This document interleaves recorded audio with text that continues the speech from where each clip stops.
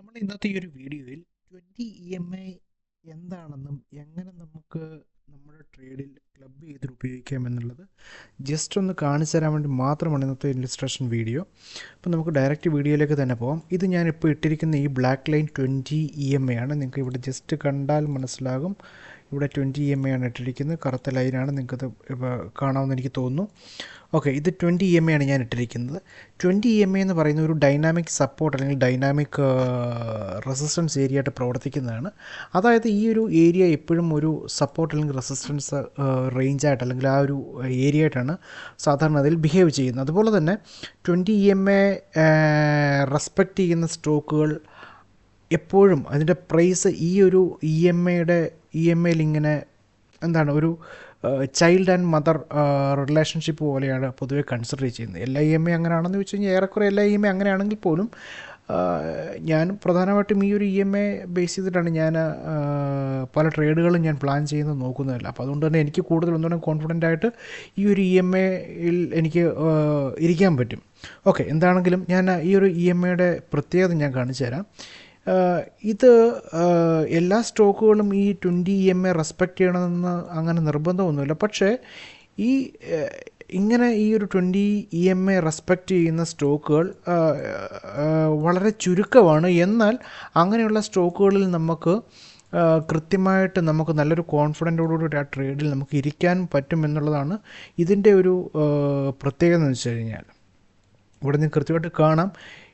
ഞാനിപ്പം weekly time ഫ്രെയിമാണ് എടുത്തിരിക്കുന്നത്. ഞാൻ ബാക്കിലോട്ട് എത്രയൊക്കെ ഞാൻ പോയെന്ന് പറഞ്ഞാലും ഈ ഒരു EMI ചുറ്റിപ്പറ്റി 20 EMI ചുറ്റിപ്പറ്റി മാത്രമാണ് ഈ ഒരു സ്റ്റോക്കിൻ്റെ പ്രൈസ് എപ്പോഴും ട്രേഡ് ചെയ്യപ്പെടുന്നത്. ഇതിന് ബ്രേക്ക് ഡൗൺ താഴെ പോയെന്ന് പറഞ്ഞാലും ഈ EMIയുടെ പരിസരത്ത് തന്നെയാണ് ഇവിടെ ഇത് നിൽക്കുന്നത്.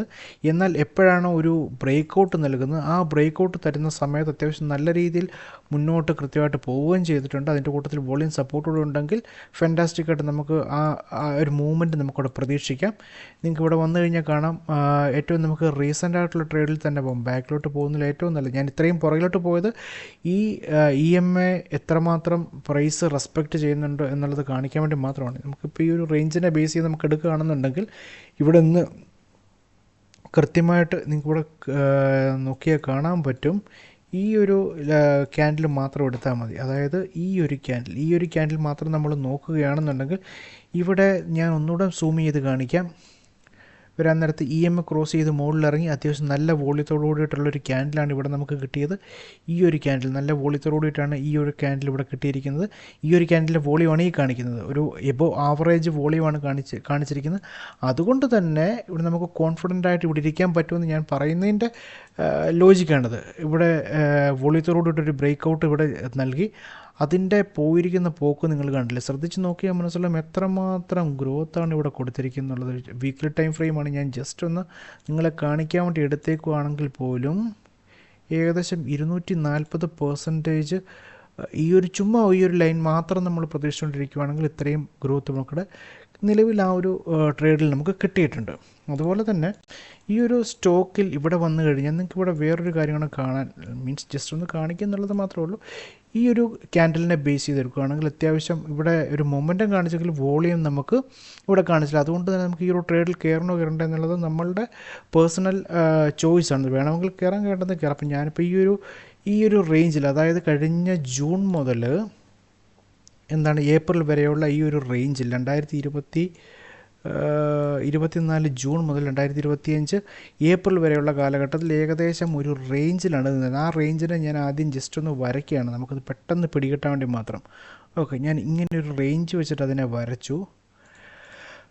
വരച്ചതിന് ശേഷം നമുക്ക് ഇതിന് ചെയ്യാൻ പറ്റുന്നൊരു കാര്യം എന്താ വെച്ചാൽ ഈ ഒരു റേഞ്ചിന് എപ്പോഴാണോ ഒരു നല്ലൊരു വോളിയം കൊണ്ട് ബ്രേക്ക് ഔട്ട് നമുക്ക് നൽകുന്ന സമയത്ത് നമുക്ക് വേണമെങ്കിൽ ട്രേഡിൽ കയറാം. അപ്പം ഈ ഒരു പർട്ടിക്കുലർ സിറ്റുവേഷനിൽ ഈ ഒരു ക്യാൻഡിലാണ് നമുക്ക് ബ്രേക്ക് ഔട്ട് തന്നിരിക്കുന്നത്. ആ ക്യാൻഡിലിൻ്റെ വോളിയം കൂടെ നമുക്ക് നോക്കാം. നേരെ താഴെ വന്നു കഴിഞ്ഞാൽ നിങ്ങൾക്ക് കൃത്യമായിട്ട് കാണാൻ പറ്റും. ഇതാണ് ആ ക്യാൻഡിൽ. ഇതിൻ്റെ വോളിയം ഇവിടെ കാണാൻ പറ്റും. ഇതാണ് ഇതിൻ്റെ വോളിയം, അതായത് ഈ കാണുന്ന ക്യാൻഡിലാണ് അതിൻ്റെ വോളിയം, അതായത് എബോ ആവറേജിന് മുകളിലായിട്ട് നമുക്ക് നിലവിൽ വോളിയം കിട്ടിയിട്ടുണ്ട്. അപ്പോൾ ഇവിടെ തന്നിരിക്കുന്ന ഈ ഒരു ബ്രേക്ക് ഔട്ടിൻ്റെ ഏകദേശം ഗ്രോത്ത് നമ്മൾ നോക്കുകയാണെന്നുണ്ടെങ്കിൽ 25% അല്ലെങ്കിൽ ഏകദേശം ഒരു 30% നമുക്കിവിടെ നിലവിൽ ഗ്രോത്ത് നിലവിൽ ഈ ഒരു ഒറ്റയൊരു ട്രേഡിൽ നിന്ന് നമുക്ക് കിട്ടുന്നുണ്ട്. അതുപോലെ തന്നെ ഇപ്പം നിലവിൽ ഈ സ്റ്റോക്ക് നിൽക്കുന്നത് ഒരു ഓൾ ടൈം ഹൈ ലെവലിൽ, നമുക്കിവിടെ കൃത്യമായിട്ട് കാണാം. ഓൾ ടൈം ഹൈ എന്ന് പറയുന്ന ഈ ഒരു ലെവലാണ്, അതായത് 436 എന്ന് പറയുന്ന ലെവലാണ് ഓൾ ടൈം ഹൈ. ആ ഹൈയിൽ നിന്നും ഏകദേശം തൊട്ട് താഴെ ഇപ്പോഴത്തെ അതിൻ്റെ റേറ്റ് എന്ന് പറയുന്നത് 426 രൂപ, ഏകദേശം 10 രൂപയ്ക്ക് താഴെ മാത്രമാണ് നിൽക്കുന്നത്. അതുകൊണ്ട് തന്നെ ഇത് നല്ലൊരു ഗ്രോത്ത് പൊട്ടൻഷ്യൽ അല്ലെങ്കിൽ മുൻപോട്ടുള്ള നല്ല ഒരു ജമ്പിന്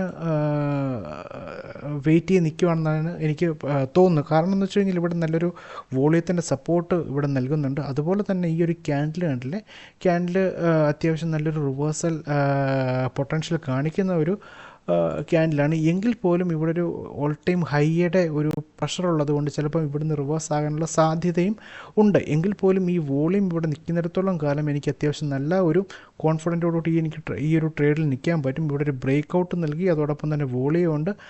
അതിൻ്റെ കൂടെ തന്നെ ഈ ഒരു EMIയുടെ സപ്പോർട്ട് കിട്ടുന്നിടത്തോളം കാലം എനിക്ക് ഈ ഒരു ട്രേഡിൽ കോൺഫിഡൻ്റായിട്ട് എനിക്കിരിക്കാൻ പറ്റും. ജസ്റ്റ് ഈ ട്രേഡിനെ കുറിച്ച് പറയാനോ അല്ലെങ്കിൽ വേറൊരു കാര്യങ്ങളെക്കുറിച്ച് സംസാരിക്കാനോ അല്ല, ഈ ഒരു EMIയുടെ സപ്പോർട്ടും EMI വെച്ചിട്ട് നമ്മളുടെ കറണ്ട് ട്രേഡിൽ നമുക്ക് എങ്ങനെ ഇതിനെ ക്ലബ് ചെയ്യാൻ പറ്റും എന്നുള്ളത് മാത്രം കാണിക്കാനാണ് ഞാൻ ഈ ഒരു വീഡിയോ. അപ്പോൾ എല്ലാവരും പഠിക്കുക ഈ ഒരു